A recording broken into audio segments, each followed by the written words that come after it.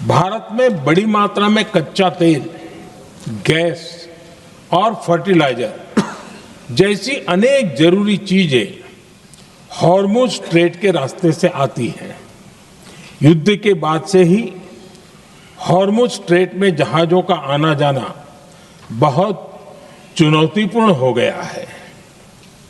बावजूद इसके हमारी सरकार का ये प्रयास रहा है कि पेट्रोल, डीजल और गैस की सप्लाई बहुत ज्यादा प्रभावित न हो, देश के सामान्य परिवारों को परेशानी भी कम से कम हो, इस पर हमारा फोकस रहा है। हम सभी जानते हैं, देश अपनी जरूरत की 60% एलपीजी आयात करता है। इसकी सप्लाई में अनिश्चितता के कारण सरकार ने एलपीजी के डोमेस्टिक उपयोग को प्राथमिकता दी है। साथ ही एलपीजी के देश में ही उत्पादन को भी बढ़ाया जा रहा है। पेट्रोल, डीजल की सप्लाई पूरे देश में सुचारू रूप से होती रहे, इस पर भी लगातार काम किया गया है। अध्यक्ष जी, आज की इन परिस्थितियों में एनर्जी सिक्योरिटी को लेकर बीते एक दशक में उठाए गए कदम और भी प्रासंगिक हो गए हैं। भारत ने बीते 11 वर्षों में अपनी एनर्जी इंपोर्ट का डाइवर्सिफिकेशन किया है। पहले क्रूड ऑयल, एलएनजी, एलपीजी ऐसी एनर्जी जरूरतों के लिए 27 देशों से इंपोर्ट किया जाता था। वहीं आज भारत 41 देशों से एनर्जी इंपोर्ट करता है। अध्यक्ष जी, बीते दशक में भारत ने संकट के ऐसे ही समय के लिए कच्चे तेल के भंडारण को भी प्राथमिकता दी है। आज भारत के पास 53 लाख मीट्रिक टन से अधिक का स्ट्रेटेजिक पेट्रोलियम रिजर्व है और 65 लाख मीट्रिक टन से अधिक के रिजर्व की व्यवस्था पर देश काम कर रहा है। हमारी तेल कंपनियों के पास जो रिजर्व रहता है वो अलग है।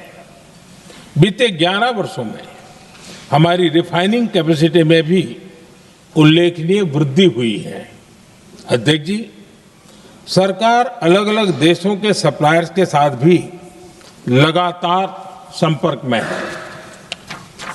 प्रयास ये है कि जहां से संभव हो वहां से तेल और गैस की सप्लाई होती रहे। भारत सरकार गल्फ और आसपास के शिपिंग रूट्स पर निरंतर नजर बनाए हुए है। हमारा प्रयास है कि तेल हो, गैस हो, फर्टिलाइजर हो, ऐसे हर जरूरी सामान से जुड़े जहाज भारत तक सुरक्षित पहुंचे। हम अपने सभी वैश्विक सहयोगियों के साथ निरंतर संवाद कर रहे हैं ताकि हमारे मैरीटाइम कॉरिडोर सुरक्षित रहे। ऐसे प्रयासों के कारण बीते दिनों हॉर्मुज स्ट्रेट में फंसे हमारे कई जहाज भारत आए भी हैं। अध्यक्ष जी, संकट के इस समय में देश की एक और तैयारी भी बहुत काम आ रही है। पिछले 10-11 साल में इथेनॉल के उत्पादन और उसकी ब्लेंडिंग पर अभूतपूर्व काम हुआ है। एक दशक पहले तक देश में सिर्फ 1-1.5% इथेनॉल ब्लेंडिंग कैपेसिटी थी। आज हम पेट्रोल में 20% इथेनॉल ब्लेंडिंग के करीब पहुंच रहे हैं। इसके कारण प्रति वर्ष करीब 4.5 करोड़ बैरल कम ऑयल इंपोर्ट करना पड़ रहा है। ऐसे ही रेलवे के बिजलीकरण से भी बहुत बड़ा फायदा हो रहा है। अगर रेलवे का इतना बिजलीकरण न होता तो हर साल करीब 180 करोड़ लीटर डीजल अतिरिक्त लगता। ऐसे ही हमने मेट्रो का नेटवर्क बढ़ाया है। 2014 में जहां देश में मेट्रो नेटवर्क 250 किलोमीटर से भी कम था, आज ये बढ़कर करीब 1100 किलोमीटर हो गया है। हमने इलेक्ट्रिक मोबिलिटी पर बहुत अधिक बल दिया। केंद्र सरकार ने राज्यों को 15,000 इलेक्ट्रिक बसें चलाने के लिए दी हैं। आज जिस स्केल पर वैकल्पिक ईंधन पर काम हो रहा है, उससे भारत का भविष्य और सुरक्षित होगा।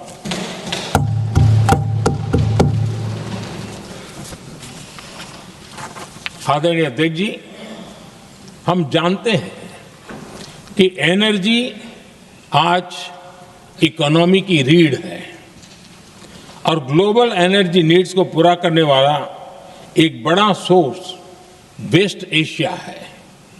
स्वाभाविक है कि दुनिया भर की अर्थव्यवस्था वर्तमान संकट से प्रभावित हो रही है और भारत पर इसका कम से कम दुष्प्रभाव हो, इसके लिए निरंतर प्रयास किए जा रहे हैं। सरकार इसके शॉर्ट टर्म, मीडियम टर्म और लॉन्ग टर्म ऐसे हर असर के लिए एक रणनीति के साथ काम कर रही है। आज भारत की इकोनॉमी के फंडामेंटल्स मजबूत है। इससे भी देश को बहुत मदद मिली है। हम हर सेक्टर के स्टेक होल्डर्स के साथ चर्चा कर रहे हैं।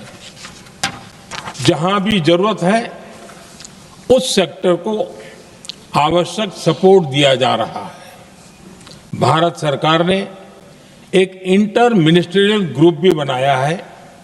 ये ग्रुप हर रोज मिलता है और हमारे इंपोर्ट एक्सपोर्ट में आने वाली हर दिक्कत का आकलन करता है और ये ग्रुप आवश्यक समाधान पर भी निरंतर काम करता है। मुझे पूरा भरोसा है कि सरकार और इंडस्ट्री के साझा प्रयासों से हम परिस्थितियों का बेहतर सामना कर पाएंगे। माननीय अध्यक्ष जी, एक बड़ा सवाल ये है कि युद्ध का खेती पर क्या प्रभाव होगा। देश के किसानों ने हमारे अन्न के भंडार भर रखे हैं, इसलिए भारत के पास पर्याप्त खाद्यान्न है। हमारा ये भी प्रयास है कि खरीफ सीजन की ठीक से बुआई हो सके। सरकार ने बीते सालों में आपात स्थिति से निपटने के लिए खाद की पर्याप्त व्यवस्था भी की है। अतीत में भी हमारी सरकार ने दुनिया के संकटों का बोझ किसानों पर नहीं पड़ने दिया था। कोरोना और उस समय के युद्धों के दौरान उस समय भी ग्लोबल सप्लाई चेन में डिस्ट्रप्शन आ गई थी। दुनिया के बाजार में यूरिया की एक बोरी 3,000 रुपये तक पहुंच गई, लेकिन भारत के किसानों को वही बोरी 300 रुपये से भी कम कीमत में उपलब्ध कराई गई। अध्यक्ष जी, देश के किसानों को इस प्रकार के संकटों से बचाने के लिए भी बीते वर्षों में अनेक कदम उठाए गए हैं। पिछले एक दशक में देश में 6 यूरिया प्लांट शुरू किए गए हैं। इससे सालाना 76 लाख मैट्रिक टन से अधिक की यूरिया प्रोडक्शन कैपेसिटी जुड़ी है। इस दौरान डीएपी और एनपीकेएस जैसी खाद का घरेलू उत्पादन भी करीब 50 लाख मैट्रिक टन बढ़ाया गया है।